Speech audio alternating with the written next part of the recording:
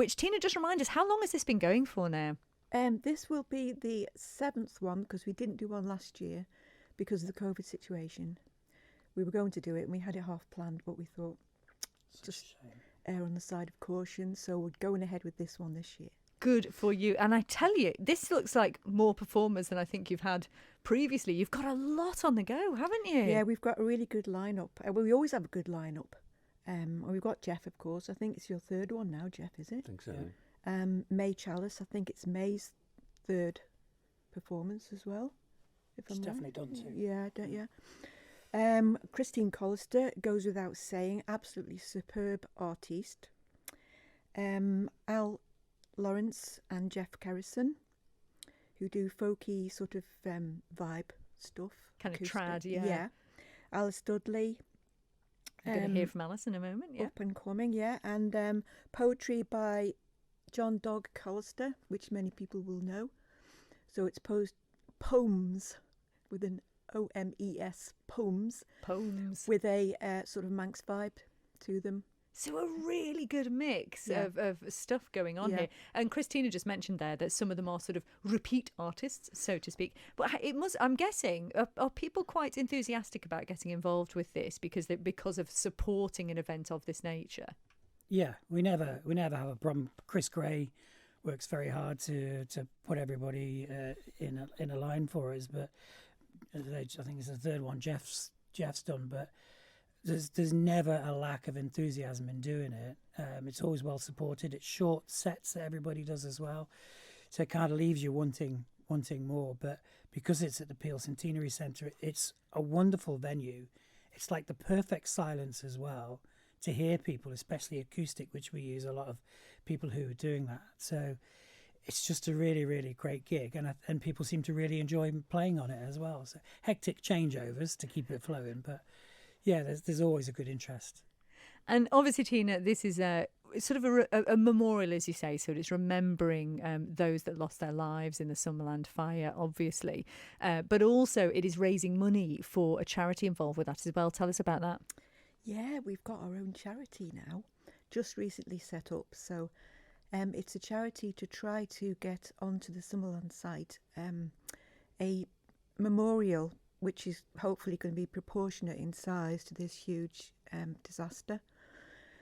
Also, what we want to do is to promote an educational programme so that younger people can be educated as to what actually the Summerland leisure complex was like, how the fire came about, the aftermath, but also to promote the whole history really of the north end of Douglas Prom, because it's a huge history involved there and quite fascinating really. So what we've got is an architect's plan which incorporates a memorial which is of 17 standing stones, one for each of the families and groups who were killed together, because these weren't just random individuals, they were people that went in there together.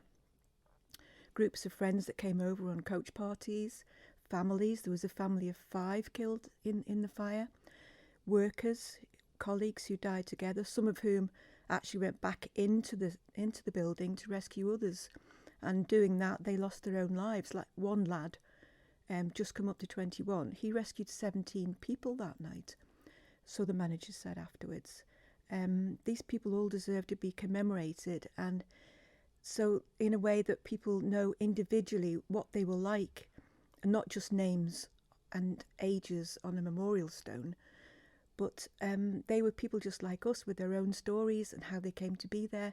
So I want all of that to be highlighted, but also in the plan, we're going to include, if we can, if it will go ahead, if the government will take it on, is an information centre so that people can see the background and the history, and also a digital recording facility, so people who tell me their stories and I have nowhere to take them, and lots of them are very heartrending, so they have somewhere to put down their own stories for perpetuity really, so that people coming up will know the extent of what was involved and how it affects people even today, even to this very day, when people contact me and tell me what's happened to them.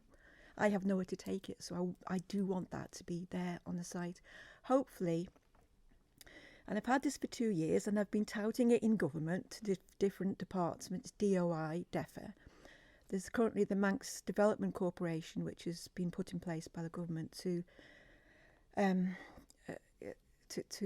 promote the development of different brownfield sites. So hopefully they will take it on. It's all so slow and it's all so frustrating. I've been doing it for 8 years, and I just want to get on and get it accomplished. Because what I say in the meetings is, we're coming up to the 50th anniversary now, so that's only 2 years away. So the clock is ticking. This is what I tell them, because whatever is on that site at the 50th anniversary, or whatever isn't on that site at the 50th anniversary, that is what the media here and in the UK and further afield are going to see. So the ball is in their court, basically. Tina Brennan is very much on a mission, and it is a very worthy mission indeed. You can certainly tell that. And Chris, this concert then that's happening next week, a week today, isn't it, at the Centenary Centre, this is a chance for people to contribute to that charity and that cause that Tina just told us about. So first of all, let's get the details of the gig itself then. At the Peel Centenary Centre, where we've had so many of these, which we're delighted to be back there again, because they've struggled too. It's a wonderful little venue, so it's great to be doing something for them as well. Amazing lineup, as you've already heard. I get really excited by it because I love live music, and to be working with people like Jeff again, and May, who's just amazing. I'm really excited about Alice Dudley because when I looked after the Bushy stage for a few years for Martin, TT Week on the Bottleneck, May was then doing things with Soundcheck. And I spotted her one year, I thought, oh my gosh, she's really, really good. And then the next year she did it again. It was amazing. And I've not seen her since. Heard bits she's done, so I'm really excited by that. But there's a bit more space. The seating allocation's been reduced now to give people a bit more space. There'll be a bit more ventilation with the doors open and things like that. So it's just going to be a great concert. So yes, you're contributing to the charity. But you're also, going to get some brilliant entertainment. And how often can you see this many people in one place? And again, we are fortunate still to be able to be doing this and to be gigging in this way. And so the tickets are £10. It starts at 7 p.m. and you can get them from the usual sort of Centenary Centre outlets, I think, can't you? Yep, Shattyman, Celtic Gold. It's online as well through the Peel Centenary. And it's sponsored this year as well by Conister Bank, who are underwriting all of the costs. So, which is great because instantly everything is paid for. So we go into 100% profit thing. So they were very keen to get involved. So that's just fantastic.